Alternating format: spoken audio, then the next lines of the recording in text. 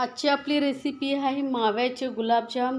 अगदी बनवायला सोपे आहेत आणि खूप चवीला अप्रतिम लागतात। एकदा नक्की बनवून बघा माव्याचे गुलाबजाम।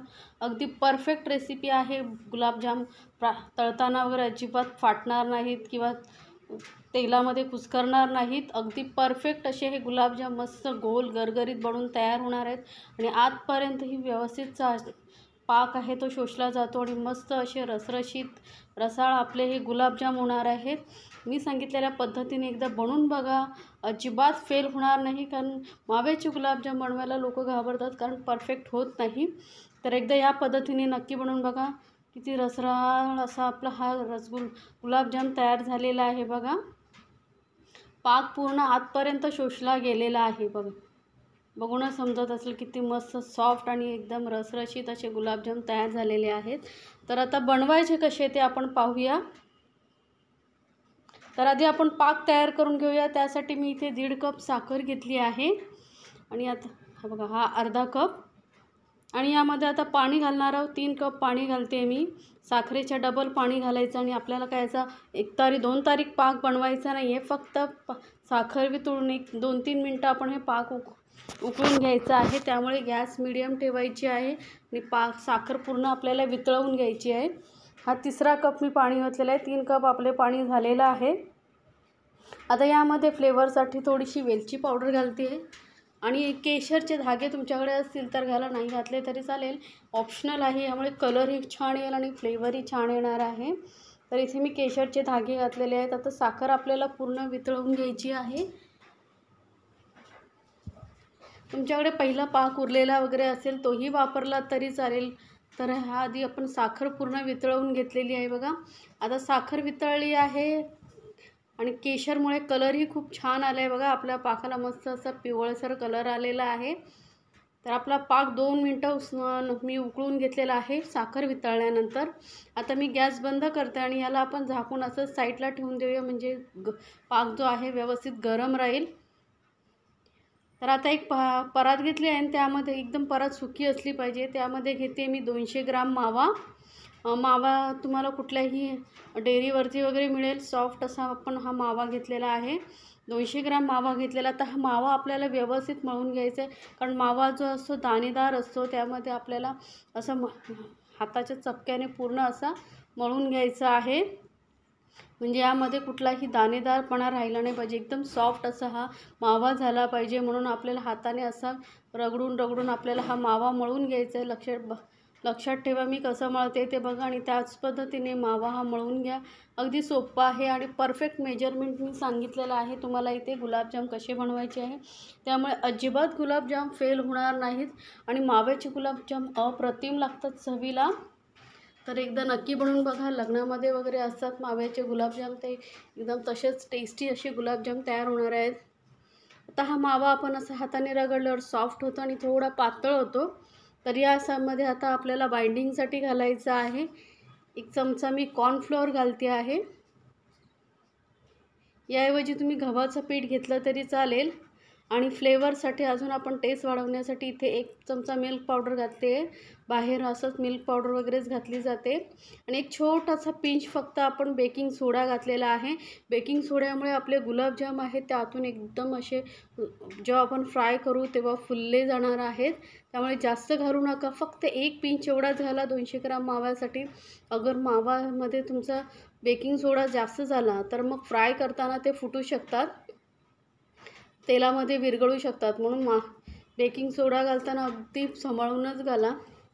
आता हे सर्व साहित्य आपण व्यवस्थित मळून घेतो आहे बघा। तर थोडंसं हलकंसं असं आपल्याला थोडं पातळ वाटतं आहे, हाताला थोडंसं पातळ वाटतं आहे ना, तर यामध्ये आपण एक अर्धा चमचा कॉर्नफ्लोअर अजून घालणार आहोत। जास्त नाही घालायचं, फक्त अर्धा चमचा घालते आहे मी। तर आता ते तुम्ही किती प्रमाणात मळल्यानंतर तुम्हाला थोडं कळेल, अंदाज येईल की किती घालावं लागेल। आता तुमच्याकडचा मावा कसा आहे त्यानुसार तुम्हाला कॉर्नफ्लोअरचं प्रमाण ठरवावं लागेल। त्यामुळे मावामध्ये ती कॉर्नफ्लोअर तुम्ही प्रमाणामध्ये घाला। तर आता हे बघा पीठ एकदम परफेक्ट असं तयार झालेलं आहे। तर याचे आपल्याला आता बॉल्स बनवायचे आहेत। मस्त स्मूथ असा गोळा झाला आहे, हातालाही अजिबात चिटकत नाही आहे। तर आता हा आपण जो आहे गोळा चे आपण छोटे छोटे बॉल म्हणून घ्यायचे. त्यासाठी आपल्याला तुपाची वगैरे काही गरज नाही आहे, कारण माव्याला ऑलरेडी तूप सुटलेलं असतं. तर आपण हे साईजचे हे छोटे छोटे बॉल बनवून घेणार आहोत, कारण हे माव्याचे गुलाबजाम आहेत, त्यामुळे ते काही जास्त फुलत नाही जसे पॅकेटचे वगैरे गुलाबजाम असतात. त्यामुळे थोडे मीडियम साईजचेच बॉल मी करून घेतलेले आहेत. तर या साईजचे बॉल आपले बनवून तयार झालेले आहेत. आणि गॅसवरती मी तेल तापत ठेवलेलं आहे कढईवरती. आणि तेलाचं टेम्परेचर एकदम कमी असलं पाहिजे. गॅस एकदम लोवरती ठेवा आणि गुलाबजाम तेलामध्ये अलगद सोडून आपण हे फ्राय करून घेणार आहोत. याआधीही माझ्या चॅनलवरती पॅकेटचे गुलाबजाम कसे बनवायचे त्याची ही रेसिपी आहे. त्याची लिंक मी डिस्क्रिप्शन बॉक्समध्ये देते, तिथे जाऊन तुम्ही पाहू शकता. पॅकेटचेही गुलाबजाम मस्त असे रसरशीत कसे बनवायचे त्याची ही पूर्ण रेसिपी आहे. तर तेल एकदम तेलाचं टेम्परेचर आहे ना ते तुम्ही चेक करा, एकदम कमी असलं पाहिजे, नाहीतर तेलामध्ये घालताच गुलाबजाम आपले विरघळू शकतात आणि मग तेल लगेच फ्राय होतात आणि आतून कच्चे राहतात. त्यामुळे तेल एकदम कमी टेम्परेचर असलं पाहिजे. आता बघा, पहिल्यापेक्षा गुलाबजामचा आकार बॉल हे जास्त फुगलेले आहेत. फ्राय जसे करत जाणार तसे हे फुलत गेले होते. आता एकदम सतत असं मिक्स करत हलवत आपण हे सर्व बाजूने एकसारखे फ्राय होणार याची काळजी घ्यायची आहे. त्यामुळे थोड्या वेळाने असं अलटून पलटून त्यांना फ्राय करत राहायचं आहे, म्हणजे व्यवस्थित सर्वत्र कलर येतो. आणि हलक्या हाताने काळजी करा, कारण एकदम सॉफ्ट असल्यामुळे तुटू शकतं. तर आपले बघा गुलाबजाम एकदम मस्त गोल गरगरी झालेत, कुठेही तेलामध्ये विरघळले वगैरे नाही आहेत. तर परफेक्ट मी रेसिपी सांगितलेली आहे तुम्हाला. कलर बघा किती छान आला आहे, मस्त असा गुलाबजामचा कलर आलेला आहे. एकदम टेस्टी जसे मार्केटमध्ये मिठाईच्या दुकानात वगैरे मिळतात असे गुलाबजाम आपण बनवलेले आहेत. तर हे बघा, आता गुलाबजामचा कलर बघा किती छान आलेला आहे. इतपतच आपल्याला फ्राय करून घ्यायचे. तर मी हे गुलाबजाम काढून घेते तेलामधून. आणि हे आपले सर्व गुलाबजामचे बॉल आहेत ते फ्राय करून झालेले आहेत. आणि हे गरम असतानाच आपल्याला पाकामध्ये सोडायचे आहेत. तर पाकही आपला गरम आहे. जर थोडा थंड झाला असेल तर थोडा गरम करून घ्या. माझा पाक एकदम गरम आहे, त्यामुळे मी ते लगेच गरम पाकामध्ये हे गुलाबजाम सोडते आहे. आणि हे आपण तसेच झाकून ठेवणार आहोत 3-4 तासासाठी, म्हणजे गुलाबजाम आहे ते व्यवस्थित पाक सोकतील आणि मस्त असे आतूनही व्यवस्थित एकदम रसरशीत पाक आतपर्यंत पोचेल आणि रसरशीत एकदम आपले गुलाबजाम तयार होणार आहेत. तर हे आता झाकून मी 1-2-3 तासासाठी तसेच ठेवून देते. तर साधारण 3 तास झाले आहेत. गुलाबजामने बघा पाक व्यवस्थित सोसला आहे. मस्त एकदम असे टम्म फुगलेले दिसत आहेत की नाही गुलाबजाम. मी दाखवलेल्या रेसिपी जर तुम्हाला खरंच आवडत असतील तर चॅनलला लाईक्स, कमेंट्स आणि सबस्क्राईब करायला विसरू नका. सोबतच बेल आयकॉनवरतीही क्लिक करा, म्हणजे माझ्या नवीन रेसिपीची नोटिफिकेशन लगेचच तुमच्यापर्यंत पोहोचेल.